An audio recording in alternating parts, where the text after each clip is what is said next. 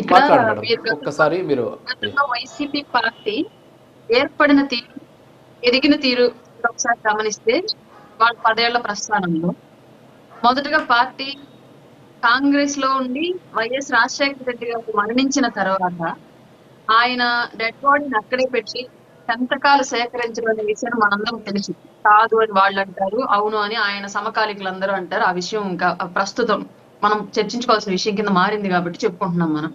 ఆ రోజు శవాన్ని దగ్గర పెట్టి సంతకాలు సేకరించడం దగ్గర నుంచి ఆ తర్వాత మరలా ఓదార్పు యాత్ర పేరుతోటి ఏ కారణంతో చనిపోయినప్పటికీ కూడా వైఎస్ రాజశేఖర రెడ్డి గారి గురించి చనిపోయారని చెప్పేసి ఓదార్పు యాత్ర చేస్తూ దాన్ని కూడా రాజకీయంగా మార్చుకొని పార్టీ సొంత పార్టీ ఒకటి పెట్టి, అంటే ఇప్పుడు ఒక మరణమే కారణమైంది అక్కడ పార్టీ ఎదగడానికి, పార్టీ పుట్టడానికి కూడా.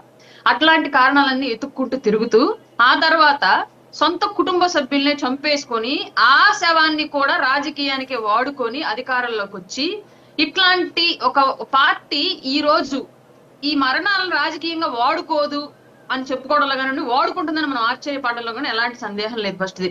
రెండోసారి మీరు ఎందాక అన్నారు వాళ్ళు రాజకీయ పార్టీలు ఎందుకు ఇట్లా వాడుకుంటున్నారు, ఏ పార్టీ వాడుకోవట్లేదు, ఒక్క వైసీపీ మాత్రమే వాడుకుంటుంది. ఆంధ్రప్రదేశ్ లో కూడా తెలంగాణలో జరిగినటువంటి సంఘటనను కూడా ఆంధ్రప్రదేశ్ లో రాజకీయానికి వాడుకొని కూటమికి సపోర్ట్ వెళ్లకుండా వైసీపీకి సపోర్ట్ వెళ్ళాడు కాబట్టే, రేవంత్ రెడ్డి అనే వ్యక్తి చంద్రబాబు నాయుడు గారికి విధేయుడు కాబట్టే అలా అరెస్ట్ చేయించాడు అని చెప్పేసి బాధితుల పట్ల నిలవాల్సింది పోయి జరిగినటువంటి సంఘటన, చట్ట ప్రకారం జరిగినటువంటి సంఘటన కూడా రాజకీయ రంగు పులిమి అసలు వాస్తవాలను గ్రహించకుండా చేసి ఆ విషయం చిలువలు పలవలుగా చేసి పెద్దదయ్యేలాగా ప్రోత్సహించినటువంటి పార్టీ వైసీపీ పార్టీ ఆంధ్రప్రదేశ్ నుంచి, ఆ ఇన్సిడెంట్ ను కూడా. ఆ రోజు అక్కడ జరిగినటువంటి సంఘటనను మీరు సమర్థించారు కాబట్టి, అరెస్ట్ కరెక్టే అన్నారు కాబట్టి వాళ్ళు మిమ్మల్ని అరెస్ట్ చేయాలని చెప్పేసి ఇక్కడ మాట్లాడారు. సార్ సింపుల్ విషయం మనం ఒకటి మాట్లాడుకుందాము. రోడ్డు యాక్సిడెంట్ కి తొక్కిసలాటకి ఎక్కడైనా కంపారిజన్ ఉందా? రోడ్డు యాక్సిడెంట్ కూడా ఇక్కడ వీళ్ళు ఏమన్నా గతంలో సిద్ధం సభల్లో కనుక వీళ్ళు తరలిస్తూ ఉంటే 2 వ్యక్తులు చనిపోయారు బస్సు కిందే పడి. అట్లా ఏమన్నా ఇవాళ ఈవెంట్ కి సిద్ధం సభ బస్సుల్లో తరలిస్తే ఏమన్నా ఆ బస్సుల్లో యాక్సిడెంట్ అయి చనిపోయారా? లేదంటే ఆ సభకు వచ్చినటువంటి విఐపీలు ఏమైనా వెళ్తున్నటువంటి క్యాన్వాయిల్ కింద పడి చనిపోయారా?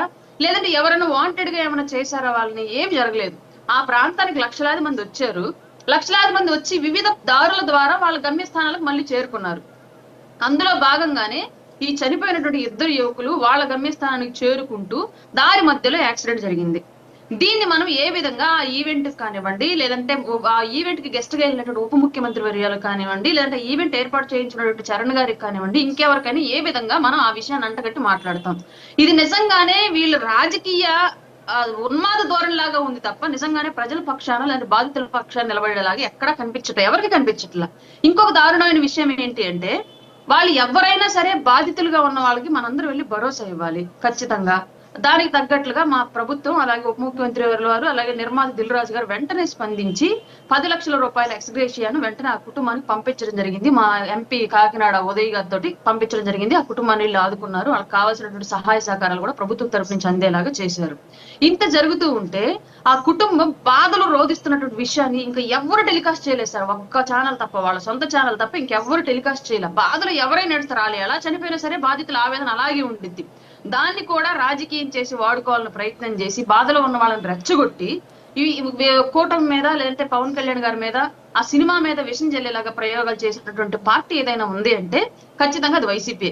మీరు లాస్ట్ డిబేట్ లో కూడా ఎప్పుడు అడిగారు నన్ను, జనవరి నుంచి జగన్మోహన్ రెడ్డి గారు జనాల్లోకి వస్తారంట అని. నేను అప్పుడు అడిగాను క్లియర్ గా, ఏ సార్ జగన్మోహన్ రెడ్డి గారు జనాల్లోకి రావాలంటే శవాలే ఉండాలి, అట్లాంటివి ఏమైనా ఉన్నాయా అని చెప్పేసి నేను క్లియర్ గా మిమ్మల్ని అడిగాను. ఇవాళ కూడా చూడండి, అనుకోకుండా జరిగినటువంటి ఒక రోడ్డు ప్రమాదాన్ని కూడా రాజకీయం చేసుకుని వాడుకుంటున్నారంటే వైసీపీ పార్టీ ప్రజల్లో ఉండాలి అంటే ప్రజల్లో శవాలే ఉండాలి అన్న విషయం మనకి ఈరోజు క్లియర్ గా అర్థమైంది. వెనకటి రోజుల్లో చెప్పేవాళ్ళు ఊరు మొత్తం మీద ఏమైనా శవాలు వేసిందని సంతోషపడేది ఎవరు అంటే కాటి కాపరి అని. ఇవాళ మన రాజకీయాల్లో రాష్ట్రంలో ఎక్కడైనా మరణం సంభవించింది అంటే సంతోషపడేది ఎవరయ్యా అంటే వైసీపీ పార్టీ అన్నట్టు తయారైన పరిస్థితి. ఒకటి అధికార పక్షంగా ఫెయిల్, ప్రతిపక్షంగా ఫెయిల్, ఇవాళ విపక్షంగా కూడా ఏం చేయాలో అర్థం కాని పరిస్థితుల్లో వైసీపీ ఉండిపోయింది అనడానికి ఇది ఒక తార్కాణం. వీళ్ళకి ఏదైనా రాజకీయం చెయ్యాలి అంటే నిజంగానే రాష్ట్రంలో చాలా సమస్యలు ఉన్నాయి, వాటిని వెతకమని చెప్పండి, వాటి మీద ప్రభుత్వాన్ని క్వశ్చన్ చేయమని చెప్పండి, వాటి మీద ప్రజల పక్షాన్ని నిలబడి పోరాడమని చెప్పండి. కానీ ఇలాంటి బాధాకరమైనటువంటి విషయాలను కూడా వీళ్ళు రాజకీయం చేసుకుని ఎదిగేటువంటి దురాలోచన ఇంకనైనా మానుకోమని చెప్పాలి నేను వైసీపీ చెప్తున్నాను sir. Thank you madam. So YSR Congress party అధికార ప్రతినిధి బొట్ల రామారావు గారిని మాట్లాడదాం. సో బొట్ల రామారావు గారు, గుడ్ మార్నింగ్ అండి. సో మొత్తానికి మనం చూసాం గతంలో కూడా సిద్ధం సభలు కావచ్చు, అలాగే వైఎస్ఆర్ కాంగ్రెస్ పార్టీకి సంబంధించినటువంటి అనేక సభలకు వెళ్ళినటువంటి సందర్భంలో చనిపోయినటువంటి వాళ్ళ సంఖ్య భారీగానే ఉంది. ఎందుకంటే నేను మీకోసం కొన్ని కోట్ చేస్తాను. మార్చి 2024 10వ తేదీన బాపట్ల జిల్లా మేదరమెట్లో జరిగిన సిద్ధం సభలో ఒక వ్యక్తి తొక్కిసలాటలో చనిపోయాడు. మురళి అనేసి, పాపం ఆయన పారిశుద్ధ్య కార్మికుడు. ఆ తర్వాత అదే సభకు వచ్చి బస్సులో వెళ్తూ ఉన్నటువంటి సందర్భంలో ఒక అతను ప్రైవేటు బస్సులో ఫుడ్ బోర్డు మీద నిలబడి ఉంటే ఆయన అక్కడి నుంచి పడిపోయి చనిపోయాడు. బాల దుర్గారావు అతని పేరు. అలాగే 2019 కుప్పంలో ఒక బేట్రాయుడు అనేటటువంటి ఒక మాజీ సర్పంచ్ అక్కడ ఆయన తొక్కిసలాట్లో చనిపోయినటువంటి పరిస్థితి. సో ఇలా చెప్పుకుంటూ పోతే, అంటే కరెంట్ షాక్తో చనిపోవడం కావచ్చు, సో ఇలా చెప్పుకుంటూ పోతే చాలామంది చనిపోయినటువంటి పరిస్థితి ఉంది.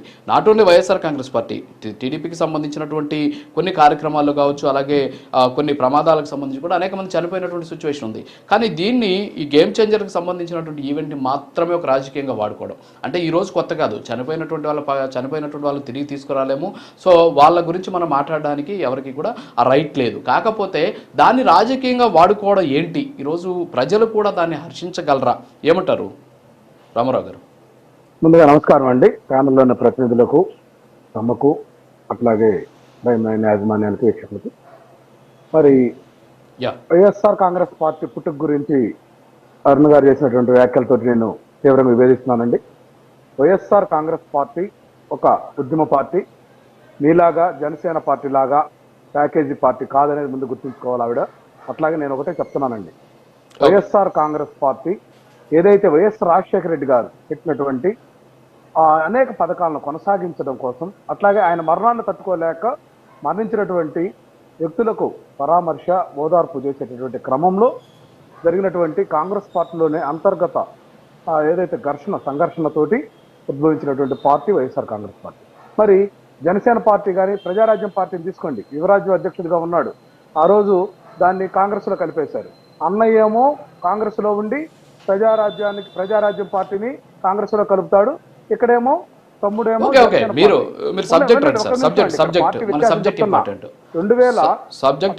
ఏర్పాటైనటువంటి ప్రజలకు తెలుసు కదా ఏ పార్టీ ఎలా ఏర్పడింది అనేది ప్రజలకు తెలుసు. ప్యాకేజీల కోసమే ఇవన్నీ గతం సార్. మన సబ్జెక్ట్ ఇంపార్టెంట్ సార్. వాళ్ళ సబ్జెక్ట్ ఇంపార్టెంట్. సబ్జెక్ట్ కి రండి మీరు. నేనేమంటున్నానంటే సబ్జెక్ట్ ఇంపార్టెంట్ మనకు. వస్తున్నానండి. ఇక్కడ సంధ్యా థియేటర్ దగ్గర జరిగినటువంటి ఇన్సిడెంట్ విషయంలో మనం చూస్తే ఎన్నో ఇబ్బందులు పెట్టి ఆ హీరోని చిత్రవదలు చేసేటటువంటి అల్లు అర్జున్ చేసినటువంటి విధానం మనం చూసాం. అక్కడ 2 కోట్ల రూపాయలు కట్టించాలనేటువంటి ఆలోచన విధానం కానీ, అక్కడ ఉన్నటువంటి ముఖ్యమంత్రి చేసినటువంటి విధానం మీద 27 రోజుల పాటు స్పందించకుండా కాకతాళీయంగా ఏదైతే గోటితో పోయేదానికి గొడ్డలతోటే పోయిందని వ్యాఖ్యానించినటువంటి మన డిప్యూటీ సీఎం పవన్ కళ్యాణ్ గారు. ఇక్కడ ఆంధ్రప్రదేశ్లో సినిమాటోగ్రఫీ కూడా వాళ్ళ చేతుల్లోనే ఉంది. వీళ్ళందరూ కూడా హైదరాబాద్ కేంద్రంగా మా అసోసియేషన్ సభ్యులుగా ఉంటారు. మరి కనీసం అల్లు అర్జున్కు సంబంధించినటువంటి అంశంలో కానీ, లేకపోతే సంధ్యా థియేటర్లో జరిగినటువంటి అంశంలో కానీ ఏ మాత్రం కూడా స్పందించకుండా ఇంటర్నల్ గా ఒక ఆర్గనైజ్డ్ సిస్టమ్ తోటి అక్కడ ఉన్నటువంటి ముఖ్యమంత్రి తోటి యాక్టివిటీ చేయించినటువంటి మాట మనకి సాక్ష్యాధారాలతో కనిపిస్తుందండి. మరి అక్కడ మరణించినటువంటి విధానం కూడా రేవతి అనేటువంటి ఆమె తొక్కిసలాట మరణించింది. అట్లాగే శ్రీతేజి నిన్న కూడా అల్లు అర్జున్ పోయి పరామర్శించాడు. అల్లు అర్జున్ కూడా వాళ్ళ కుటుంబ సభ్యుడే, వాళ్ళ యొక్క బంధువర్గంలో వ్యక్తి అయినా కూడా ఎక్కడా కూడా పవన్ కళ్యాణ్ గారు దాని మీద స్పందించాలి. అదే నేనేమంటున్నానంటే, ఇక్కడ గేమ్ చేంజర్ విషయంలో వైసీపీ నాయకులు మాట్లాడినంత తప్పే ఉందండి. ఎట్లా తప్పడతారు? ఏమన్నారంటే, ఏదైతే అక్కడ 2 కోట్ల రూపాయలు పరిహారం కట్టించారు, అదే మాదిరిగా ఇక్కడ ఇద్దరు వ్యక్తులు, చరణ్ అనేటువంటి పేరు, ఏదైతే చిరంజీవి కుటుంబ అభిమానిగా ఉన్నటువంటి ప్రసాద్ అనే వ్యక్తి తన కొడుకు రామ్ చరణ్ ఎట్లయితే పేరుందో అదే పేరుని పెట్టుకొని వాళ్ళ యొక్క అభిమానం కొనసాగుతున్నాడు. కాబట్టి అట్లాగే 2 కోట్ల రూపాయల చొప్పున ఇక్కడ కూడా చెల్లించమని చెప్పి అంబటి రాంబాబు గారు డిమాండ్ పెట్టారు. ఏదైతే చరణ్కు అట్లాగే మణికంఠ అనేటువంటి